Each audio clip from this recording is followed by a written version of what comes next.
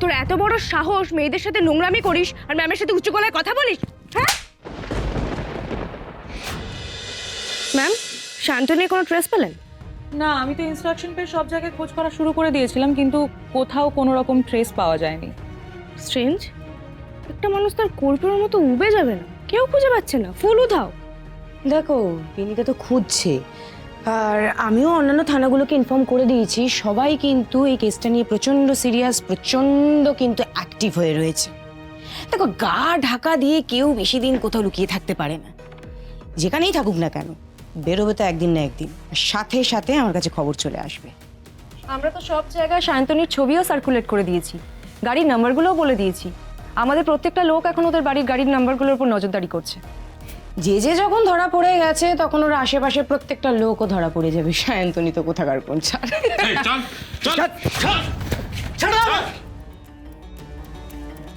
অভিনীতা, অঙ্কিতা, আমি কাকে দেখছি? বাবা তরুণ? হ্যাঁ, সদা শান্ত তরুণ, সেও এখন থানায় কাউকে ধরে আনছে। Mahagauri, Mahagauri, proud of you. না মানে, তুমি সত্যি দক্ষিণ পাড়া পুলিশ স্টেশনে তো দেখছি রেভলিউশন নিয়ে এসেছো। হ্যাঁ, তা কি কেস তরুণ? আর বলবেন না ম্যাডাম, এই ছেলেটা মেয়েদের সাথে নোংরামি করে বেড়াচ্ছিল। পুলিশ অনেকবার ধরেছে, আবার ছাড়াও পেয়ে গেছে। আমাদের এখানে তো সেটাই খুব স্বাভাবিক, তাই না? এই আগুন নিয়ে খেলা করছেন আপনারা, আগুন নিয়ে খেলা করছেন। আমার বাবাকে আপনি চেনেন? আপনারা চেনেন আমার বাবাকে? আঙুল ধুলে নয়, একদম না। শোনো চাঁদু, তোমার মতো অনেক বাবাকে আমরা দেখেছি, চিনেছি, হজমও করেছি। তবু বলো দেখি, তোমার বাবার নামটা কি? শুনি শুনি শুনি, বলো। আমার বাবার নামটা শুনলে এখানে সবার হাসি বন্ধ হয়ে যাবে। হ্যাঁ, এই, তোর এত বড় সাহস, মেয়েদের সাথে নোংরামি করিস আর ম্যামের সাথে উচ্চ গলায় কথা বলিস? হ্যাঁ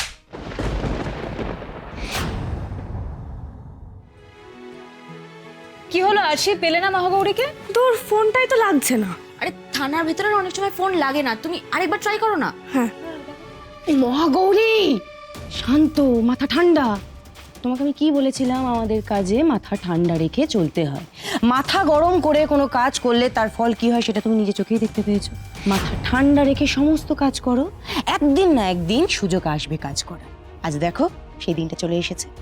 সুযোগ পেয়েও নোংরা অসভ্যতা দেখে চুপ করে থাকবো? আমি সেটা, বিনীতা প্লিজ এক্সপ্লেন। আসলে ম্যাম বলতে চেয়েছেন যে মারতে হবে এমন ভাবে যাতে দাগ না থাকে। এক্স্যাক্টলি, তাতে কি হবে? সাপও মরবে, লাঠিও ভাঙবে না। আরে ও তরুণ, আরে বাবা, বস্তা লাঠিটা নিয়ে ভেতরে যাও। আরে স্পেশাল ট্রিটমেন্টটা শুরু করো, লগ্ন বয়ে যাচ্ছে। ইয়েস ম্যাডাম, চল চল। মেয়েদের সাথে নোংরামো করার সময় মনে ছিল না তোর? চল। কোথায় নিয়ে যাচ্ছেন? 1 2 3 স্টার্ট।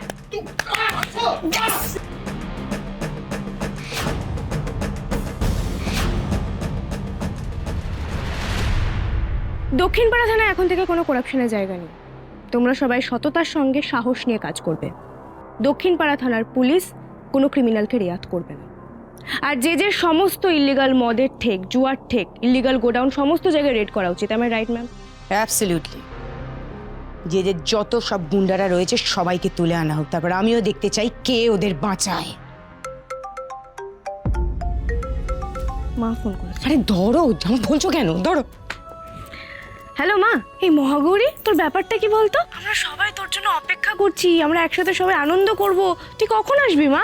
আমি বুঝতে পারছি মা, আসলে এতদিন পর কাজে ফিরলাম, অনেক কাজ পেন্ডিং রয়ে গেছে। তোমরা এনজয় করো না, আমি গিয়ে জয়েন করছি। আচ্ছা, তাড়াতাড়ি আসবি কিন্তু। হ্যাঁ মা, আমি সমস্ত কাজ সেরে যত তাড়াতাড়ি সম্ভব যাচ্ছি। ওকে? আচ্ছা, আসছে বললো। এতদিন পরে মেয়ে বাড়িতে ফিরে এসেছে, সেই আনন্দে বাড়িতে তো মহা অনুষ্ঠান হচ্ছে, তাই মা ফোন করেছেন তাড়াতাড়ি বাড়ি আসার জন্য, তাই তো? Yes ma'am. একটা কাজ করো না, আজকে একটু তাড়াতাড়ি বাড়ি চলে যাও, কাল থেকে না হয় ফ্রেশলি কাজ শুরু করো। একটা সত্যি কথা বলবো ম্যাম? বলো না। এতদিন পর কাজে ফিরে I am really happy ma'am. মানে আমি কতটা খুশি আপনার কথা আমি বলে বোঝাতে পারবো না। এখন মনে হচ্ছে হয়তো আমার এই উর্দিটার আমি সম্মান করতে পারবো। আর এই কদিন যা ঘটলো, আমার কনফিডেন্স লেভেলটা অনেকটাই বেড়েছে। তাই ভাবছি কাজটা সেরেই যাই। মহাগৌরী, তোমার বয়সটা অল্প, তাই এভাবে বলতে পারছো, এভাবে ভাবছো। কিন্তু বড় দিদি হিসাবে তোমাকে আমি একটা কথা বলি, ফ্যামিলিকে সময় দাও, ওটা খুব ইম্পর্টেন্ট। জানো তো, আমি যখন প্রথম কাজে জয়েন করি ঠিক তোমার মতোই আমার এতটা রাগ ছিল, এতটা তেজ ছিল। কাজ ছিল আমার ফার্স্ট প্রায়োরিটি অ্যান্ড ফ্যামিলি ছিল আমার সেকেন্ড প্রায়োরিটি। তারপর বিয়ে হলো, সন্তান হলো, সংসার কি জিনিস তখন বুঝলাম। চাপ তো পড়লই, তার সাথে বাকি করাপশনগুলো দেখতে দেখতেও কিন্তু আমার ভয় লাগা শুরু হলো বহু বছর পর। তোমায় দেখে ভীষণ ভালো লাগছে। কি জানো তো, ডে 1 থেকে না আমি তোমার মধ্যে কোথাও না কোথাও আমি নিজেকে খুঁজে পেয়েছি। দেখো, অনেক দায় দায়িত্ব আমার উপর আছে, কিন্তু কোথাও গিয়ে আমি আটকে গেছি। এটা আমার বিশ্বাস তুমি পারবে, এটা আমার বিশ্বাস। আর সব থেকে বড় কথা কি জানো তো, তোমার এমন সাপোর্টিভ মা বাবা রয়েছেন। সবার এমন মা বাবা ভাগ্য হয় না। ট্রাস্ট মি, তোমার কোনো অসুবিধা হবে না। এই থানা তোমাকে সব রকম সুযোগ সুবিধা দেবে। আরও একটা কথা মনে করিয়ে দিই, সুজয় আর এখানে আসবে না, মানে কোনো চান্সই নেই। তা এবার থেকে তো এই থানার দায়িত্ব আপনাকে নিতে হবে নাকি? কি বলছেন ম্যাম? যা বাবা, আমি আবার কি বলছি? আমি কি কিছু ভুল বলেছি? তোমরাই বলো। হ্যাঁ, বাস্তবটাই তো বলছি। এসো এসো এসো, আমার সঙ্গে এসো, এদিকে এসো। দেখো,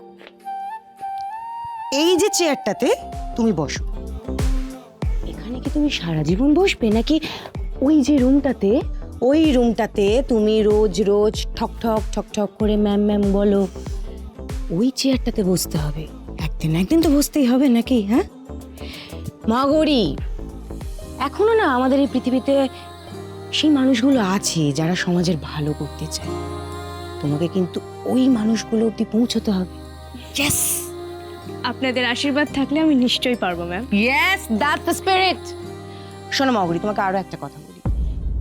মানুষের ওপর দোষ চাপিয়ে দেওয়া যতটা ইজি, ঠিক তেমনি এই সিস্টেমের বুকে দাঁড়িয়ে থেকে সিস্টেমকে বদলে নেওয়াটা কিন্তু ততটাই ডিফিকাল্ট। তোমার মধ্যে সেই স্পার্ক, সেই আগুনটা আছে। ট্রাস্ট মি, তুমি পারবে। শোনো মহাগৌরী, আমি দেখে নিয়েছি তোমার মা বাবা নিজেদের প্রাণের ঝুঁকি নিয়ে তোমায় প্রাণে বাঁচিয়েছেন। এই দেশ, জনগণ সব কিছুর ঊর্ধ্বে হলেন বাবা মা। তাই বাবা মা আরো কিসে কিসে গর্ববোধ করতে পারেন সেই অবধি কিন্তু তোমাকে পৌঁছতে হবে। এটা তোমার চ্যালেঞ্জ। আর সেই জন্য এতক্ষণ দাঁড়িয়ে না থেকে তাড়াতাড়ি কাজটা শেষ করে তুমি বাড়ি যাও, তারা তোমার জন্য ওয়েট করছে। Please go. Yes ma'am. Yes ma'am.